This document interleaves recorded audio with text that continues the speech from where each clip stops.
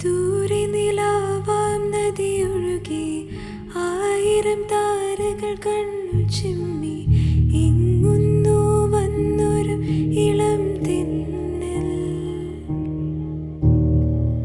മനസ്സിൻ ആനന്ദമായി മന്ദഹാസമായി എന്തോ എനിക്കിന്നു നിന്നെ വെറുതെ നോക്കുവാനിഷ്ടം ഒന്നും പറയാതെ നിന്നെ കേൾക്കാതെ മിഴികഥ പറയും പോലെ വാനിൽ നിന്റെ പേരെഴുതാം അതരത്തിൽ സ്നേഹ